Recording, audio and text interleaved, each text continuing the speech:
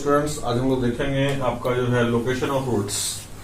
अब location of roots जो है तो आपका ये क्वाड्रेटिक का ऑटोमोस्ट अल्टीमेट टॉपिक है। इसको जो है हम लोग स्टडी करेंगे बारीकी के साथ में, और आप ध्यान देंगे इसमें छोटी छोटी बातों को हम लोग सीखेंगे और बड़े बड़े प्रयास करने के लिए देखेंगे कैसे होता है। तो लोकेशन ऑफ रूट्स में सबसे पहले हम लोग इसका मतलब समझेंगे what is the meaning of location of roots, कि रूट को लोकेट करना। हमारा कर्व जो है पैराबोलिक कर्व है, आपका क्वाड्रेटिक जो कर्व है, तो हम लोग रूट को लोकेट करेंगे कि आखिर वो कहां पे एग्जिस्ट कर रहा है, किस जगह पे लाई कर रहा है, और उसके लिए हमारे कोएफिशिएंट के साथ में क्या कंडीशन होगा, किस जगह रूट लाई करेगा तो क्या कंडीशन होगा, इस चीज को हम लोग प्रेडिक्ट करेंगे। तो सबसे पहले उसमें जो है सो छोटी छोटी बातों को समझना पड़ेगा हम लोगों को, जो ऑलरेडी डिस्कस कर चुके हैं, लेकिन फिर भी यहाँ पे एक्यूमुलेट करना जरूरी होता है उसको। सबसे पहला चीज देखेंगे हम लोग कि quadratic expression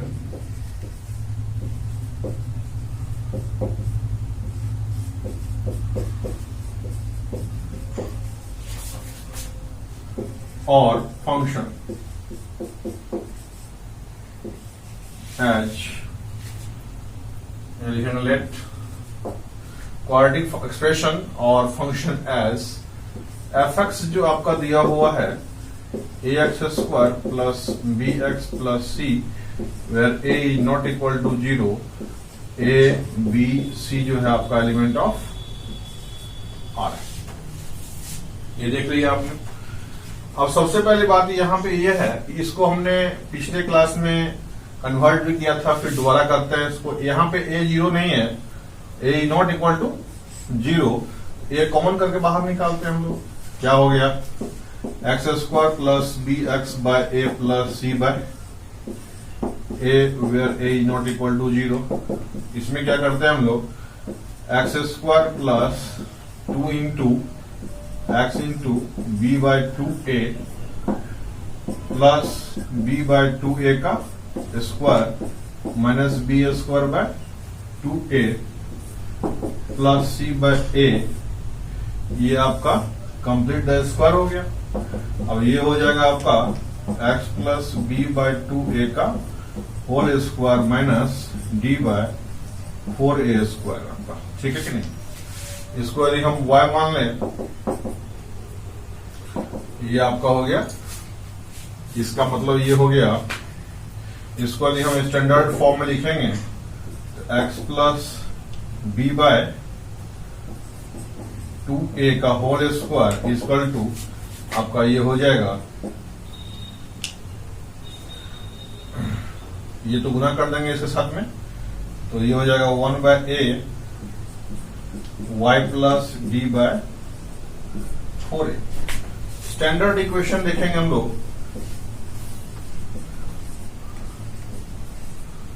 standard equation of parabola वो जानते हैं कितना होता है, x माइनस अल्फा का square equal to 4a minus y minus beta. यहां पे आपका जो है तो ऑलरेडी ये कर्व हो गया, सपोज दैट ये आपका जो है वर्टेक्स हो गया, ये अल्फा बीटा है, और ये x इक्वल टू अल्फा हो गया, और ये जो है आपका y इक्वल टू बीटा हो गया। तो हम लोग यदि कंपैरिजन करेंगे इसको और इसको, देखेंगे यहाँ पे ये ऑलरेडी डिस्कस किया हुआ है, इसलिए मैं इसको स्मूथली आगे बढ़ रहा हूं लेकर के। ये डिस्कस किया हुआ ऑलरेडी, फिर दोबारा डिवीजन का दृष्टिकोण से या फिर एक्युमुलेशन के दृष्टिकोण से यहाँ रिवीजन कर लेते हैं इसको। तो यहाँ पे जो है आपका अल्फा की जगह पे क्या है, यहाँ पे कंपेयरिंग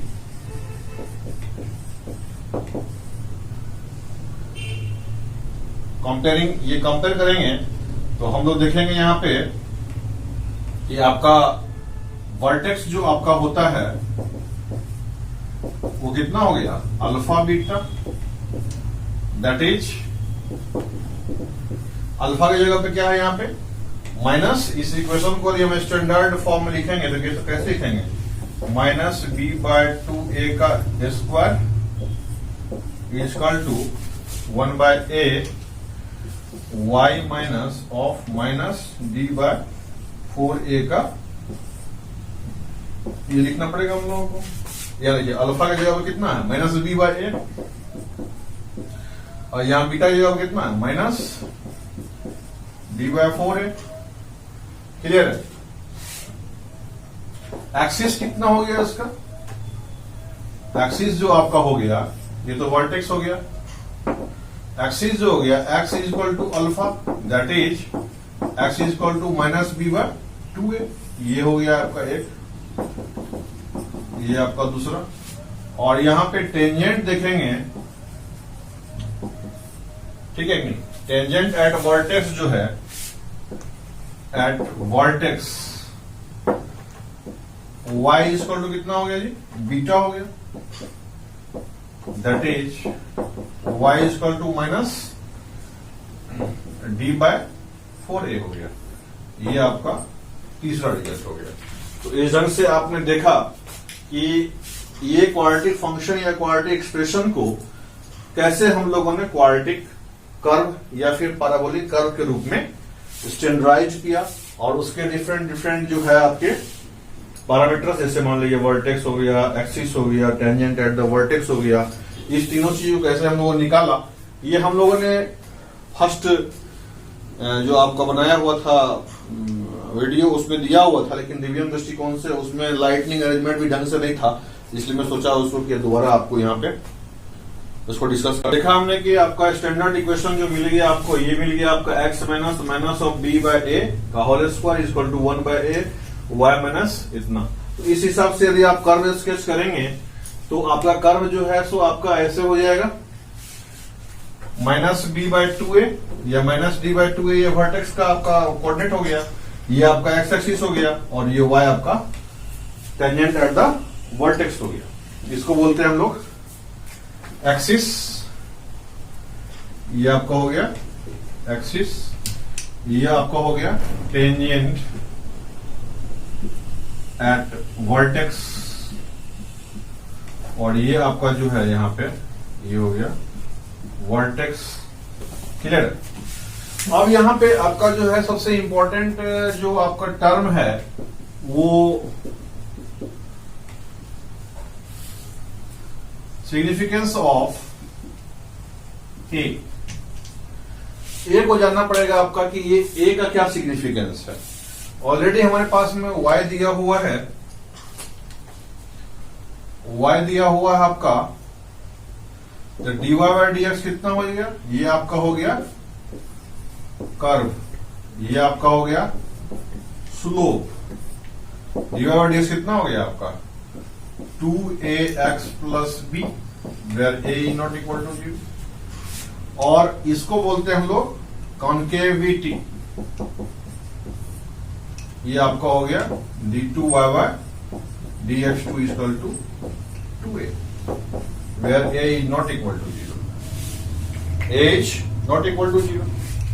आप समझिएगा इस चीज को कि a 0 जब नहीं है तो a क्या होगा? या तो पॉजिटिव होगा, that is d2y by dx2 positive होगा, कॉनकेव ऑफ पैराबोला हो गया। ये हो गया इफ, पहला प्रश्न। दूसरा पॉइंट ये हो गया if a is negative, that is d2y by dx2 less than 0, ये कनकेव डाउन हो जाएगा आपका। ये कनकेव अप जो होगा इसमें तीन संभावनाएं बनती हैं। ये मान लेते हैं एक्स एक्सिस है, या तो कर्व जो है आपका इसमें आपको टच करेगा ऐसे करके, या फिर लेफ्ट करेगा, या फिर कट करेगा। और इस तीनों ही केस में यहां भी ए पॉजिटिव है, ए पॉजिटिव और ए पॉजिटिव। या फिर डाउन के केस में आपका जो है ऐसे कर सकता है, यहां पे टच करता हुआ नीचे जाएगा, या फिर ऐसे होगा, या फिर ये कट करेगा। अब देखिए यहां पे ए जो है आपका तीनों ही केस में पॉजिटिव है। अब यहां पे significance of A and D यहीं पे कर लीजिए आप, ठीक है कि नहीं? अब डी का मतलब यहां समझिएगा, ये हो गया डी बराबर 0, यानी टच। ये डी हो गया लेस देन 0, मतलब लेफ्ट। और ये हो गया डी बराबर ग्रेटर देन 0, यानी कट। ये आपका हो गया एक्स एक्सिस। तो हम लोग यहां पे याद रख लेंगे इस चीज को कि डी बराबर 0 हुआ, इसका मतलब हुआ touch x axis. D less than 0 हुआ, इसका मतलब लेफ्ट एक्स एक्सिस। और डी ग्रेटर देन 0 हुआ, इसका मतलब कट एक्स एक्सिस। ये पैराबोला जो है कैसा बिहेवियर रखता है, डी बराबर 0 रखेंगे तो touch x axis, D less than 0 करेंगे तो लेफ्ट एक्स एक्सिस, और डी ग्रेटर देन 0 रखेंगे तो कट एक्स एक्सिस। और यहां पे भी वही चीज होगा, डी बराबर 0 है यहां पे, तो क्या हो रहा है, यहां पे डी बराबर 0 है, डी बराबर डी लेस देन 0 है, और डी ग्रेटर देन 0 है, और ये आपका एक्स एक्सिस हो गया ना। तो आपका जो है सो ये ए पॉजिटिव केस में हुआ, अप द कनकेव अप और ये कनकेव डाउन। इस चीज को हम लोग जो है बेसिक के रूप में यहां तक हम लोग स्टडी पहले भी कर चुके थे डिफरेंट डिफरेंट सेगमेंट में, लेकिन यहां पे हम लोगों ने इकट्ठा उसको स्टडी कर लिया है। अब इसका हम लोग केस वाइज देखेंगे, इसमें डिफरेंट डिफरेंट 6 केसेस बनते हैं आपके पास में, देखते हैं उसको। अभी फर्स्ट केस हो गया अल्फा और बीटा दोनों जो है सो केस से बड़ा है। अल्फा और बीटा दो रूट्स मतलब एग्जिस्ट कर रहा है। अब दो रूट एग्जिस्ट करने का मतलब हुआ या तो वो बराबर होगा या फिर बराबर नहीं होगा, दो ही के संभावना है ना जी। यदि आपको बराबर होगा तब क्या होगा, यानी कि आपका टच करेगा,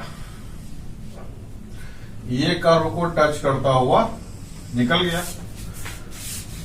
या तो ऊपर निकलेगा या फिर नीचे निकलेगा, ऐसे करके। या फिर आपका यदि मान लीजिए अलग अलग होगा तो कट करेगा, ऐसे करके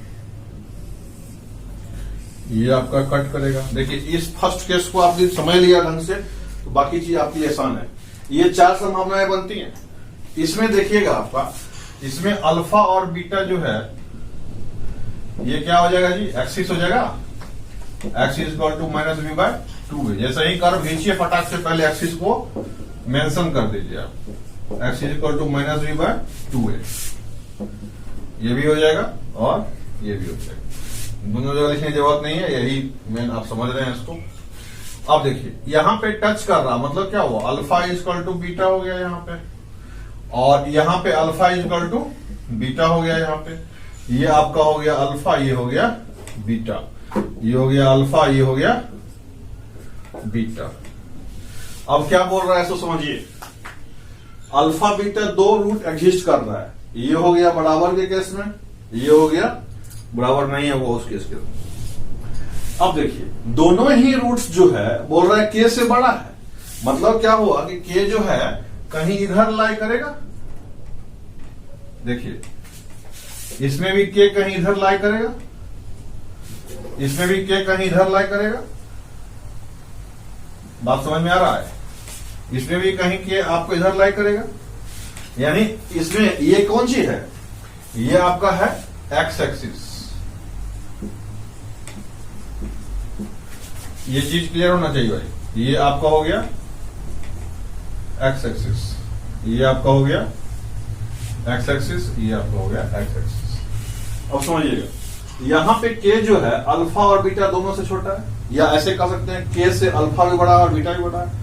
इस केस में देखिए के से अल्फा भी बड़ा है, बीटा भी बड़ा है। इस केस में देखिए के से अल्फा भी बड़ा है, बीटा भी बड़ा है। इस केस में के से अल्फा और बीटा बड़ा है, और कोई संभावना तो नहीं बनता। अब इनकी पॉसिबिलिटी ए और डी के टर्म में हम लोग निकालेंगे। सबसे पहले देखिए ये चीज कि यहां पे y इक्वल टू ये एक्स एक्सिस है, तो y इक्वल टू यहां पे क्या हो जाएगा 0, इससे ऊपर y क्या हो जाएगा पॉजिटिव, इससे नीचे y क्या हो जाएगा निगेटिव, है ना जी। और सब ग्राफ में यही लागू होगा। इसमें एफ के का वैल्यू जो है आपका यहां पे आ रहा है, ये क्या हो रहा है, ये आपका एफ के का वैल्यू जो मान लीजिए y एक्सिस कहीं पे होगा, तो ये एफ के का वैल्यू है। एफ के का वैल्यू पॉजिटिव है कि निगेटिव है, यहाँ पे एफ के का वैल्यू पॉजिटिव है। तो सबसे पहले आप देखिए यहाँ पे ए जो है आपका पॉजिटिव हो गया, यहाँ ए एफ के जो है वो भी पॉजिटिव हो गया, और डी यहाँ पे क्या हो गया 0 हो गया। ये तीनों कंडीशन इस केस में लागू है कि नहीं? ये आपका हो गया पहला केस, ये आपका हो गया दूसरा केस। इसमें देखिए यहां पे ए जो है आपका पॉजिटिव है, एफ के जो है आपका ये पॉजिटिव है, और डी आपका क्या है? पॉजिटिव है। जब डी पॉजिटिव होगा तब ना दो रूट लाइक करेगा, अल्फा बीटा। अब इस केस में देखते हैं थर्ड नंबर, इसमें ए निगेटिव है, डाउन है, कनकेव डाउन। ये कर्व क्या हो गया आपका? Concave up. ये भी कर्व है और ये भी कर्व, और ये कनकेव डाउन, ये भी कर्व और ये भी कर्व। तो यहां पे ए निगेटिव हो गया, एफ के क्या हो गया? देखिए यहां पे एफ के यहाँ पे क्या हो गया? निगेटिव हो गया। यहां से नीचे हो गया, एक्स एक्सिस से नीचे हो गया ना, ये एफ के वैल्यू क्या हो जाएगा? निगेटिव हो जाएगा। और यहां डी क्या हो जाएगा? 0 हो गया। अब नंबर 4 इसमें देखेंगे, ए निगेटिव हो गया, इसमें आपका एफ के जो है क्या हो जाएगा? एफ के जो है आपका नीचे है, आपका एफ के निगेटिव हो गया, और डी भी क्या हो जाएगा? इसमें पॉजिटिव हो जाएगा। अब देखिए यही 3 कंडीशन इसमें है, ये 3 कंडीशन इसमें लागू होता है, ये 3 कंडीशन इसमें लागू होता है, ये 3 कंडीशन ये लागू होता है। इस ज्योमेट्रिकल इसका जो स्टेटस है, इस ज्योमेट्रिकल स्टेटस को ये आपको साबित करता है। अब इसके बाद समस्या इसमें ये आती है, ये देखना है कि इसका जो एक्सिस है, मान लीजिए के यदि उस साइड में रहता, यहां रहता, तो भी तो यही बात होता ना। लेकिन ये -b/2a जो है, ये सिर्फ इससे, यदि मान लीजिए के यहां है तो -b/2a राइट साइड हो गया के। यदि के यहां रहता, जो कि दूसरे केस में स्टडी करेंगे, उस केस में क्या होगा? के जो है इससे बड़ा हो जाएगा। बात समझ आ रहा है? इसीलिए यहां पे जो है आपका x बराबर -b/2a जो है, ये आपका के से बड़ा है। यहां -b/2a जो है, ये के से बड़ा है। यहां -b/2 जो आपका है, x बराबर -b/2a जो है, वो के से बड़ा है, और यहां x बराबर -b/2a जो है, वो के से बड़ा है। तो इन सारे कंडीशंस को यदि हम इस के लिए लगाएंगे, यहां पे आपका देखेंगे हम लोग कि ये कंडीशन और ये कंडीशन, ये कंडीशन और ये कंडीशन, ये चारों कंडीशन जो है, इसमें ये दोनों तो सेम ही कंडीशन है और ये दोनों सेम कंडीशन है। इस दोनों को मिलाकर के हम लोग क्या किया कि ए एफ के टेस्ट बोल दिया। ए एफ के टेस्ट में ए एफ के यदि पॉजिटिव आता है, इसका मतलब हुआ दोनों रूट से के जो है बाहर होगा, मतलब या तो दोनों रूट से छोटा होगा या दोनों रूट से बड़ा होगा। ए एफ के टेस्ट पॉजिटिव होने का मतलब हुआ या तो दोनों रूट से के बाहर होगा, मतलब अल्फा छोटा होगा या फिर बीटा से बड़ा होगा। ए एफ के टेस्ट पॉजिटिव होने का मतलब ये हो गया। अब देखिए इसमें यह पॉजिटिव कब होगा? जब सेम साइन होगा। सेम साइन होने का मतलब हुआ ए पॉजिटिव तो एफ के भी पॉजिटिव होना चाहिए, ए पॉजिटिव तो एफ के भी पॉजिटिव होना चाहिए, ए निगेटिव तो एफ के भी निगेटिव होना चाहिए, ए निगेटिव तो एफ के भी निगेटिव होना चाहिए। इससे यह जाहिर हो गया कि ए का और एफ के का साइन सेम है। क्लियर है? एक कंडीशन ये लागू हो गया। दूसरा, यहां पे दो आपका जो है, एक कंडीशन ये हो गया कि -b/2a जो है के से बड़ा होगा। ये सभी केस में लागू हो रहा है। देखिए -b/2a के से बड़ा है, इसमें भी के से बड़ा है, इसमें भी के से बड़ा है, इसमें भी के से बड़ा है। इन चारों कंडीशन को ये स्पेसिफाई कर रहा है, यानी -b/2a जो है आपका के से बड़ा होगा। अब d जो है ग्रेटर देन इक्वल टू 0 होगा। ये आपका जो है क्लियर हो गया। इन सारे कंडीशंस को, ये 3 कंडीशन सेटिस्फाई कर दिया। अब इसको आप समझने का प्रयास कीजिए, याद कैसे रखेंगे इसको। सबसे पहले इस सारे चीजों को आप जो है एनालिसिस करने के बाद जो कंक्लूजन आपने लिया, यहां पे आपका कंक्लूडिंग कंडीशंस जो आपका आया, उसको याद कैसे रखेंगे। तो 2 रूट्स है, अल्फा और बीटा दोनों के से बड़ा है। तो सबसे पहले कंडीशन हो जाएगा कि 2 रूट होना चाहिए, चाहे बराबर हो चाहे बराबर ना हो, इक्वल हो चाहे अनइक्वल हो। 2 रूट्स के होने के लिए या तो डी को 0 होना पड़ेगा, चाहे डी को ग्रेटर देन इक्वल टू 0 होना पड़ेगा। ये दो रूट इसके लिखने से सिर्फ हम ये एक्सप्रेस करना चाह रहे हैं कि इसका दो रूट्स है, इक्वल चाहे unequal. D greater than equal to 0 का मतलब ही हुआ कि two roots lying existing equal और अनइक्वल। एक कंडीशन ये बोल दिया, दो रूट्स लाई कर रहा है, ये इसका ये प्रमाण दे दिया। दूसरा प्रमाण, दोनों रूट्स से या तो के छोटा होगा या तो बड़ा होगा। इसके लिए एएफ के टेस्ट पॉजिटिव होना चाहिए। एएफ के टेस्ट पॉजिटिव होने से यह प्रमाणित हो गया, प्रूफ हो गया कि या तो के दोनों से छोटा होगा या दोनों से बड़ा होगा। उसी केस में ए और एफ के का साइन सेम हो सकता है। दूसरा बात ये हमको संभव हो गया। अब हमको यह साबित करना है कि दोनों रूट से के छोटा है। इसका मतलब एक्सिस से लेफ्ट साइड में होगा। ये देखिए एक्सिस यहाँ पे -v/2a है, -v/2a से लेफ्ट साइड में के होगा, इसका मतलब हुआ -v/2a जो होगा वो के से बड़ा होगा। इससे आपका ये साबित हो गया। और इस तीनों चीज से साबित हो गया कि दो रूट लाई करेगा, इक्वल चाहे अनइक्वल। दोनों रूट से के बाहर लाई करेगा, या तो छोटा होगा या फिर बड़ा होगा। और इससे साबित हो गया कि दोनों रूट्स के बीच में जो एक्सिस लाई कर रहा है उससे के छोटा है। इसका मतलब हुआ कि दोनों रूट्स के से बड़ा है। इससे ये आपका जो है तीनों कंडीशन मिलकर के सेटिस्फाइड कर दिया। और इस हिसाब से इसको याद रखेंगे और इस हिसाब से इसको मैनिपुलेट